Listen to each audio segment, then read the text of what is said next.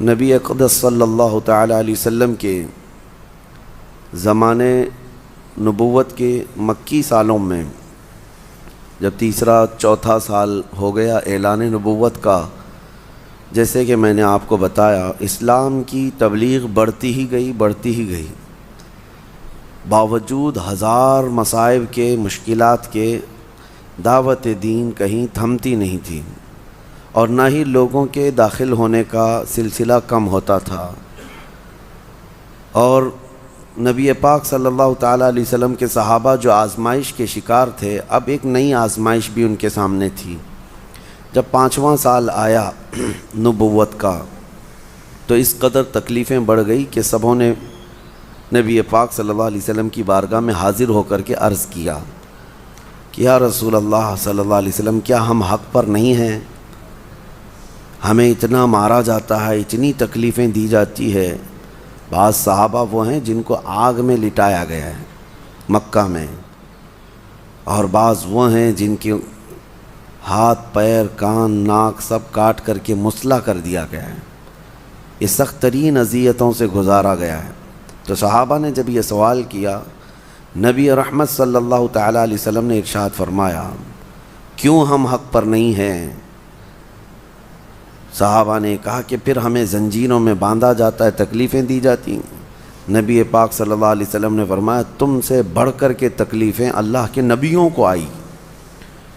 جو نبی بن کر کے دنیا میں آئے، ان میں سے کتنے انبیاء ایسے ہیں جن کو یہودیوں نے قتل کیا۔ حضرت زکریہ علیہ السلام کے متعلق فرمایا کہ انہیں آری سے کاٹ دیا گیا تھا، بیچ سے لے کر کے نیچے تک 2 ٹکڑوں میں تبدیل کر دیا گیا۔ حضرت یحییٰ علیہ السلام کو ذبح کر کے ان کا سر الگ کر دیا گیا تھا۔ تقریباً 10,000 نبیوں کو ان یہودیوں نے قتل کیا۔ تو نبی پاک صلی اللہ تعالیٰ علیہ وسلم نے جب یہ بیان فرمایا تو صحابہ مطمئن ہوئے، اور پھر یہ ارشاد فرمایا، جس کا جتنے اعلیٰ قسم کا ایمان ہوگا وہ اتنی آزمائشوں سے گزارا جائے گا۔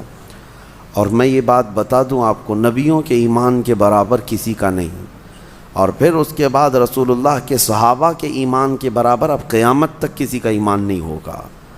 ظاہر سی بات ہے، آج جو ہم آزمائے جا رہے ہیں ان کی تکالیف کے سامنے یہ کچھ بھی نہیں ہے۔ لیکن یہ سلسلہ اس وقت سے چلتا آیا، تو پھر صحابہ نے عرض یہ کیا کہ یا رسول اللہ صلی اللہ علیہ وسلم، ہمارے لیے کوئی راستہ عطا فرمائیں۔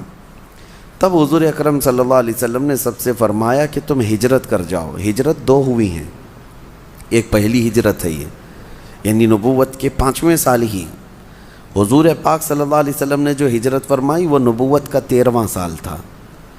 یہ نبوت کے 5ویں سال ہی ہجرت ہوئی، لیکن یہ ہجرت مدینے کی نہیں تھی، یہ ہجرت حبشہ کی تھی، جس کو آج ایتھوپیا کہا جاتا ہے۔ افریقہ کا ایک ملک ہے، وہاں ایک رحم دل بادشاہ تھا جس کو نجاشی کہا جاتا تھا۔ وہ عیسائی تھا لیکن نرم دل تھا، عبادت گزار بھی تھا، اللہ اور آخرت پر یقین رکھنے والا، لیکن مذہباً عیسائی تھا۔ تو صحابہ کرام کو حضور صلی اللہ تعالیٰ علیہ وسلم نے ارشاد فرمایا کہ تم سب یہاں سے ہجرت کر کے حبشہ چلے جاؤ، حبشہ کا جو والی ہے، جو بادشاہ ہے، وہ نرم دل ہے، وہ تمہیں پناہ دے گا۔ تو صحابہ کرام کا ایک قافلہ نکلا، اس میں بڑے بڑے صحابہ ہیں، حضرت عثمان ابن عفان رضی اللہ تعالیٰ عنہ، حضرت عثمان غنی بھی اس میں تھے، حضور پاک صلی اللہ تعالیٰ علیہ وسلم کے اجلہ صحابہ میں سے حضرت جعفر طیار رضی اللہ تعالیٰ عنہ، جو مولا علی کرم اللہ وجہہ الکریم کے بھائی ہیں، یہ سب نکلے۔ تقریباً اس میں 70 صحابہ تھے۔ یہ پہلی ہجرت ہوئی، یہ سب مکہ چھوڑ کر کے نکل گئے۔ جتنے آزمائے جاتے تھے اور جتنے اللہ تبارک و تعالیٰ کی بارگاہ میں سبوں نے یہ عرض کیا کہ ان مصائب سے ہمیں آزادی مل جائے، ہجرت کیا۔ ہجرت کا جو ہے قرآن میں ذکر ہے، میں اس کو پھر کسی اور موقع پر عرض کرتا ہوں کہ جہاں تکلیفیں بڑھ جائیں بہت ساری، تو وہاں مومن کے لیے ہجرت ہے۔ خیر، جب وہ حبشہ پہنچے تو نجاشی کے ہاں وہ رہنے لگے، امن مل گیا۔ نجاشی نے کہا کہ اگر تم ستائے ہوئے ہو اپنے شہر کے تو میرے شہر میں، میرے ملک میں سکون و اطمینان کے ساتھ رہ سکتے ہو۔ سب رہنے لگے، لیکن مکہ والوں کو اس پر بھی سکون کہاں تھا۔ تو مکہ کے جو اثردار لوگ تھے انہوں نے دیکھا، کہا کہ یہ ادھر جا رہے ہیں، وہاں جانے کے بعد پھر وہاں بھی یہ اسلام پھیلا دیں گے، لہٰذا نجاشی کو جا کر کے ہمارا ایک قافلہ ان کی تمام برائیاں بیان کریں گے۔ اور نجاشی چونکہ مکہ والوں سے پہلے سے اچھے تعلقات میں تھا، تجارتی تعلقات بھی ادھر سے اچھے تھے، تو مکہ والوں نے ایک قافلہ پھر سے بھیجا جس کی سرداری ابو سفیان کر رہے تھے۔ ابو سفیان ایک قافلہ لے کر کے وہ بھی وہاں حبشہ پہنچ گئے، اور چونکہ پیسے والے تھے، اثر والے تھے، نجاشی کے پاس جا کر کے ایک ریکویسٹ ڈالی کہ ہم ملاقات کرنے کے لیے آئیں۔ نجاشی نے حاضر ہونے کے لیے کہا۔ جب حاضر ہوئے تو پوچھا کیا مسئلہ ہے، تو ابو سفیان نے کہنا شروع کیا کہ ہمارے مکہ میں ایک فتنہ پیدا ہو چکا ہے، لوگ اپنے پرانے دین سے نکل چکے، جس کی وجہ سے مکہ کے گھر گھر میں آج لڑائیاں ہیں، اور وہ سبب ہے، انہوں نے کہا، محمد صلی اللہ تعالیٰ علیہ وسلم کی وجہ سے، اور ہمارے شہر سے کچھ لوگ بھاگ کر کے آپ کے وطن میں آئے ہیں پناہ لینے کے لیے، اور آپ نے ان کو پناہ دے دیا ہے، وہ ہمارے دین سے نکلے ہوئے ہیں۔ جیسے آج کہتے ہیں نا، دیش دروہی، دھرم ویرودھی، یہ تمام الفاظ اس وقت بھی تھے۔ یہ ہمارے ویرودھی لوگ ہیں، وطن چھوڑے ہوئے لوگ ہیں، لہذا ان کو آپ اپنے وطن میں رہنے کی کوئی اجازت نہ دیجیے۔ نجاشی انصاف پسند تھا، ابو سفیان سے بہت اچھے گہرے تعلقات تھے، کہا اچھی بات ہے، لیکن وہ لوگ آئے ہیں تو میں ان سے مل لیتا ہوں۔ تو پھر جو مسلمان صحابہ وہاں پر تھے، نجاشی نے ان کو اپنے دربار میں طلب کیا کہ جو نئے یہاں پر رہنے کے لیے آئے ہیں وہ ہمارے پاس آئیں۔ صحابہ آگے آئے ہیں، پھر ان میں سے ایک صحابی کو اپنا وکیل بنا کر کے سبوں نے آگے بڑھا دیا، وہ حضرت جعفر طیار تھے، مولا علی کرم اللہ وجہہ الکریم کے سگے بھائی ہیں۔ وہ دربار میں بات کرنے کے لیے آئے ہیں۔ نجاشی نے پوچھا کہ تمہارا دین کیا ہے، تمہارا دین کیا ہے، اور یہ مکہ کے حالات کیا ہیں۔ ابو سفیان وہیں دربار میں ہے، اور نجاشی کا بہت قریبی اثر انداز بھی ہے، نجاشی کے اوپر اثر ڈالنے والی شخصیت بھی ہے، لیکن اس کے باوجود حضرت جعفر طیار نے کچھ نہیں دیکھا۔ جب نجاشی نے پوچھا کہ تمہارا دین کیا ہے اور یہ محمد کون ہے اور کیا معاملہ ہے مکہ میں، تو ایک جملے میں انہوں نے پورا سٹیٹمنٹ دے دیا۔ حضرت جعفر طیار نے کہا، ہمارے پاس وہ رسول آیا ہے جو ہمیں مخلوق کی عبادت سے نکال کر خالق کی عبادت پہ لگاتا ہے۔ بس اب تک ہم پیدا کی ہوئی چیزوں کی عبادت کر رہے تھے، کوئی پتھر کی، کوئی درخت کی، کوئی ہوا کی، یہ سب مخلوق ہیں۔ حضرت جعفر طیار نے کہا یہ مخلوق کی عبادت سے وہ ہم کو نکال کر خالق کی عبادت پہ لگا دیا، یہی وہ دین ہے اور یہی وہ رسول ہے۔ اب نجاشی چونکہ اہل کتاب میں سے ہے، وہ خود عیسائی تھا، اور وہ بھی بت پرست نہیں ہے جیسے کہ دوسرے اس وقت تھے مکہ والے۔ تو نجاشی نے کہا تو پھر میرے کچھ سوالات ہیں، اس کے جوابات دو۔ نجاشی نے تقریباً 17 سوالات کیے تھے، چونکہ وہ پڑھا ہوا تھا مقدس کتابوں میں۔ اس نے پوچھنا شروع کیا محمد صلی اللہ علیہ وسلم کے بارے میں، پہلے یہ بتاؤ کیا وہ کسی بادشاہ کے بیٹے ہیں یا بادشاہت یعنی ان کے باپ داداؤں میں ہے؟ تو حضرت جعفر طیار نے کہا نہ ان کے باپ بادشاہ تھے، نہ ان کے دادا بادشاہ تھے، وہ بادشاہ کی اولاد میں سے نہیں۔ پھر نجاشی نے پوچھا ان کے ماننے والے جو ایمان لاتے ہیں وہ بڑے بڑے پیسے والے لوگ ہیں یا غریب لوگ ہیں؟ تو حضرت جعفر طیار نے کہا نہیں، جتنے ایمان لاتے ہیں اکثر اس میں غریب لوگ ہیں، غریب لوگ آتے ہیں۔ پھر نجاشی نے اخلاق کے بارے میں پوچھا کہ ان کے اخلاق کیا ہیں، تو حضرت جعفر طیار نے کہا یہ بات ابو سفیان سے پوچھ لو، جو مقدمہ لے کر کے آئے ہمارے خلاف، اخلاق کے بارے میں وہ بھی بیان کریں گے۔ ابو سفیان دربار میں ہے، نجاشی نے پوچھا یہ جو کہہ رہے ہیں صحیح ہے یا نہیں؟ ابو سفیان یہ خود روایت کرتے ہیں، یہ بعد میں ایمان لائے، وہ کہتے ہیں میرے دل میں خیال تھا میں چاہوں تو مسالہ لگا کر جھوٹ بول دوں نجاشی کے دربار میں، لیکن اتنے صحابہ وہاں پر تھے، یہ مکہ سے آئے ہوئے، میں سب کے سامنے جھوٹا قرار پاتا، اس لیے بول نہیں سکا، محمد کے بارے میں کچھ بھی نہیں بول سکا۔ کہا نہیں وہ جو کہہ رہے ہیں وہ یہ بات تو صحیح ہے، یہ بات تو صحیح ہے۔ اخلاق کے بارے میں کہا ان کے اخلاق کے برابر پورے مکہ کیا عرب میں کوئی نوجوان نہیں ہے، یہ ابو سفیان کے الفاظ ہیں، ایمان ابھی لائے ہوئے نہیں ہیں۔ تو پھر نجاشی نے 17 جو سوالات کیے وہ بہت اہم سوالات تھے، سب سوالات کے جوابات جب حضرت جعفر طیار نے مکمل دیے تو اب نجاشی کہتا ہے، ابو سفیان بھی دربار میں ہے سارے، وہ کہتا ہے اللہ کی قسم، اللہ کی قسم، اگر وہ محمد جن کے بارے میں تم کہہ رہے ہو وہ رسول یہاں ہوتے تو میں ان کے پیروں کو دھو کر کے پانی پی لیتا۔ یہ نجاشی نے کہا کیونکہ وہ آخری رسول ہیں، وہ آخری رسول ہیں، اور جتنے سوالات میں نے کیے یہ سب میرے مقدس کتابوں میں علامات بتائی گئی ہیں کہ وہ آخری رسول، وہ بادشاہوں کی اولاد میں سے نہیں ہوں گے، نہ ہی وہ بادشاہت کی طلب کریں گے، ان کے ماننے والے غریب صحابہ ہوں گے شروعات میں، کہ وہ اسلام غریبوں سے ہی شروع ہوگا اور غریبوں میں ختم ہو جائے گا۔ یہ تمام علامات پہلے سے تھیں۔ اس نے یہ بھی پوچھا تھا کیا وہ صدقہ لیتے ہیں؟ کہا نہیں صدقہ نہیں لیتے۔ ہدیہ لیتے ہیں؟ ہاں ہدیہ لیتے ہیں۔ سب علامتیں جب فٹ ہو گئیں تو نجاشی نے صرف اتنا ہی نہیں کہا کہ وہ ان کے قدموں کو دھو کر پی لوں، بلکہ پھر اعلاناً یہ کہا کہ اے لوگو تم گواہ ہو جاؤ میں اس رسول پر ایمان لاتا ہوں۔ نجاشی جو وقت کا بادشاہ تھا، والی حبشہ تھا، غائبانہ طور پر وہ ایمان بھی لے آئے، اور اس کے بعد ابو سفیان بغیر کسی حصول کے واپس مکہ شرمندگی کے ساتھ آئے۔ مکہ والوں سے آ کر کہا، مکہ والوں نے پوچھا کیا ہوا؟ کہا محمد کا جادو تو وہاں بھی چل گیا۔ نعوذ باللہ من ذالک، یہ آج بھی اسی بات پر اڑے ہوئے رہتے ہیں کہ جہاں کہیں حقانیت ظاہر ہو جائے ان کو لگتا ہے یہاں پہ بھی جادو چل رہا ہے، وہاں پہ بھی جادو چل رہا ہے۔ بہرحال پھر نجاشی وہ ایسے مومن کہ ان کا انتقال ہوا، لیکن حضور صلی اللہ علیہ وسلم سے ان کی ملاقات کبھی نہیں ہوئی۔ صحابہ کے دور میں تھے، حضور کے دور میں رہے، لیکن نبی پاک صلی اللہ تعالیٰ علیہ وسلم سے ملاقات نہیں ہوئی، لہٰذا ان کو صحابہ میں نہیں شامل کیا گیا۔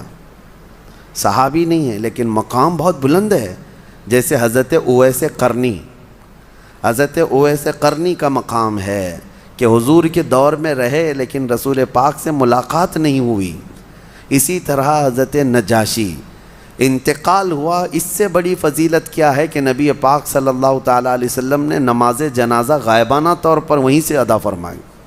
جب نجاشی کا انتقال ہوا، نبی پاک صلی اللہ تعالیٰ علیہ وسلم نے اپنے ہی وطن میں غائبانہ ان کی نماز جنازہ بھی ادا کی۔ اس کے بعد یہ جو حبشہ کی ہجرت ہوئی تھی، یہ صحابہ مسلسل وہیں رہے۔ اس وقت تک جب نبی پاک صلی اللہ تعالیٰ علیہ وسلم مدینہ ہجرت کر کے گئے تو پھر وہ صحابہ ہجرت کر کے واپس مدینہ تشریف لائے۔ جو حبشہ گئی ہوئی جماعت تھی وہ پھر سے دوسری ہجرت کر کے، تو ان کو جو ہے 2 ہجرتوں والے صحابہ کہا جاتا ہے۔ تو یہ مکہ مکرمہ کی اذیتیں اور تکلیفیں جو ہوئیں، 5واں سال تھا۔ اب جب 7واں سال ہوا نبوت کا، اس وقت جو ہے میں ابھی وہ تبلیغ اسلام کے طرق کے اوپر نہیں آیا کہ ہر سال کس طرح صحابہ ایمان لاتے رہے، یعنی لوگ اسلام میں داخل ہوتے۔ مدینہ طیبہ سے لوگ آتے تھے، پہلے 12 لوگ آئے، حضور پاک صلی اللہ تعالیٰ علیہ وسلم پر وہ ایمان لائے، پھر 70 کی جماعت آئی، پھر وہ سب کے سب ایمان لائے، واپس مدینہ گئے، وہاں مدینہ میں گھر گھر میں لوگوں کو دعوت دی۔ مدینہ میں آلریڈی اسلام پھیل چکا تھا، لیکن نبی پاک صلی اللہ علیہ وسلم ابھی مدینہ گئے نہیں تھے، مکہ ہی میں تھے۔ اسی دوران پھر مکہ والوں نے، دیکھیں ظلم کی ایک حد ہوتی ہے، ایک لمٹ ہوتی ہے، انہوں نے ہر لمٹ کراس کر دی تھی۔ پھر وہ وقت آیا کہ جب سارے لوگوں نے مل کر کے مکہ میں حضور صلی اللہ تعالیٰ علیہ وسلم اور ان کے خاندان پر ایسی پابندی لگا دی، سوشل بائیکاٹ کر دیا۔ اعلان ہو گیا تھا مکہ میں کہ محمد صلی اللہ علیہ وسلم اور ان کے گھر والوں کے ساتھ، جس میں ابو طالب تھے، جناب ابو طالب اور ان کے سارے خاندان والوں کے ساتھ کوئی میل جول نہیں رکھے گا، کوئی کھانا پانی ادھر سے ادھر نہیں کرے گا، ان سے کوئی لین دین نہیں ہوگا، نہ تجارت ہوگی، کچھ نہیں۔ یہ بائیکاٹ ایسا تھا کہ ایک گھاٹی ہے جس کو شعب ابی طالب کہا جاتا ہے مکہ میں، اس گھاٹی میں وہ محصور ہو گئے تھے۔ نبی پاک صلی اللہ علیہ وسلم کھانے پینے کی چیزوں کی قلت اتنی بڑھ گئی تھی کہ رسول پاک صلی اللہ تعالیٰ علیہ وسلم ان ایام میں پتے کھاتے رہے، درختوں کے پتے کھاتے رہے اور چمڑے کو ابال کر کے اسی کو کھا لیا جاتا تھا۔ یہ ایام تقریباً 3 سال تک چلے۔ خود وہ مکہ والوں کو رحم آ گیا تھا، انہوں نے بیٹھ کر کے سارے لوگوں نے یہ میٹنگ کی کہ ہم لوگوں نے بہت زیادہ ان کے اوپر سختیاں کی ہیں کہ ہماری خاندان کے لوگ ہیں، قریش کے لوگ ہیں، اور وہ بھی والی کعبہ کے خاندان سے ہیں، متولی کعبہ کے خاندان سے ہیں۔ لیکن بعد میں سارے جو اچھی سوچ رکھنے والے تھے سبوں نے بیٹھ کر کے یہ بائیکاٹ کو ختم کرنے کا فیصلہ کیا، لیکن وہ بھی بائیکاٹ ختم ہونے کو 3 سال لگ گئے۔ 3 سال لگ گئے۔ 3 سال تک نبی رحمت صلی اللہ تعالیٰ علیہ وسلم نے ان کی اذیتیں برداشت کیں۔ بہرحال میرے عزیزو، مکہ کے 13 سال فلی اسٹرگل کے دور ہیں، ہر سال تکلیفیں، ہر سال مصیبتیں برداشت کی گئی ہیں۔ آج لوگ یہ کہتے ہیں حالات خراب ہیں، ایسے ہیں ویسے ہیں، بلکہ تم تو بہت مزے سے سو رہے ہو، بہت مزے سے کھا رہے ہو، اللہ تعالیٰ نے ہر نعمت تمہارے سامنے آسانی سے رکھی ہے۔ کیا ان صحابہ کے برابر نہیں بلکہ ان کا 5% بھی آج ہم نے اسٹرگل کیا ہے؟ کون روکتا ہے ہمیں مسجد آنے سے؟ کون روکتا ہے ہمیں حق بات کرنے سے آج؟ لیکن لوگ ایک گانا گاتے رہتے ہیں، عادت سی ہو گئی ہے کہ ظالموں کی حکومت ہے، آزادی نہیں ہے، فلاں ہے، یہ سب ہیلے بہانے ہیں۔ بہرحال اکا دکا جو وارداتیں ہوتی ہیں، تکالیف ہوتی ہیں، یہ ہم سب کے لیے عبرت ہے، ہم سب کے لیے عبرت ہے۔ ابھی جس طرح سے یہ بھگوا داری لوگ یا آتنکی لوگ جو ہمارے ملک میں یا دیگر پوری دنیا بھر میں دہشت پھیلا ہوئے ہیں، داڑھی والوں سے تکلیف ہے، ٹوپی والوں سے تکلیف ہے، اکیلا پاؤ تو انہیں مار دے۔ ابھی جیسے کہ جو حالات ہمیں پہنچ رہے ہیں کہ کسی مسجد کے امام کو انہوں نے مارا، داڑھی کاٹ دیا، یہ ساری چیزیں نئی نہیں ہے ہمارے لیے، یہ کوئی نیو بات نہیں ہے۔ 1400 سال سے اسلام یہ دیکھتا چلا آیا ہے۔ لیکن مومنوں، ان تمام چیزوں سے گھبرانا نہیں ہے، بلکہ اپنے نبی پاک صلی اللہ تعالیٰ علیہ وسلم کی سیرت پڑھ لو، سینہ چوڑا ہو جائے گا۔ اور ہمیشہ میں یہ کہتا ہوں میرے عزیزو، اس کو لوگ آپشنلی سمجھتے ہیں، حضور کی سیرت، یہ کوئی میں کہانی نہیں سنا رہا، یہ کہانی نہیں سنا رہا، یہ قرآن کا حکم ہے۔ قرآن کا حکم ہے کہ تمہیں رسول پاک کی سیرت دیکھنا ضروری ہے، کیونکہ تمہارے لیے وہی آئیڈیل ہیں۔ اور مسلمان اگر نبی پاک کی سیرت کو نہیں جانتا اور نہیں سیکھتا تو پھر کس کی سیرت سیکھنے جائے گا؟ کس کے اخلاق سیکھے گا؟ تو سیرت مصطفیٰ صلی اللہ تعالیٰ علیہ وسلم کو جاننا ہر مسلمان کے لیے ضروری ہے، ہر مسلمان کے لیے۔ بغیر اس کے اس کا اسلام پہ عمل ہو ہی نہیں پائے گا۔ مجھے بتاؤ، تم نماز پڑھتے ہو، آج اللہ کا حکم ہے، لیکن کھڑے ہوتے ہو، ہاتھ اٹھاتے ہو، باندھتے ہو، رکوع میں جاتے ہو، سجدے میں جاتے ہو، یہ طریقہ قرآن میں کہاں ہے؟ کہاں ہے قرآن میں؟ اللہ نے فرمایا اقیموا الصلاۃ، تم نماز قائم کرو، لیکن تمہیں نماز قائم کرنا کیسے ہے یہ سیرت مصطفیٰ سے پتہ چلے گا۔ یہ میرے آقا کی سیرت پڑھنی پڑے گی کہ میرے آقا ایسے کھڑے ہوتے، ایسے جھکتے، ایسے سجدے میں جاتے۔ تو نبی پاک صلی اللہ علیہ وسلم کی سیرت کو ہٹاؤ تو دین کھوکھلا ہے، دین میں پھر کچھ نہیں رہے گا۔ تمہیں ہر چیز کا اگر تفصیلی جواب چاہیے تو نبی پاک صلی اللہ علیہ وسلم کی سیرت ضروری ہے۔ لوگوں کو ایسا لگتا ہے کہ یہ کوئی آپشنلی چیز ہے، نہیں، یہ ہمارے لیے فرض عین ہے، ہر مسلمان کے لیے سیرت مصطفیٰ سیکھنا۔ اللہ کریم ہمیں نبی پاک صلی اللہ علیہ وسلم کی سیرت پر چلائے اور آخری سانس تک میرے آقا صلی اللہ علیہ وسلم کے سچے غلاموں میں ہمارا شمار فرمائے۔ وآخر دعوانا ان الحمد للہ رب العالمین۔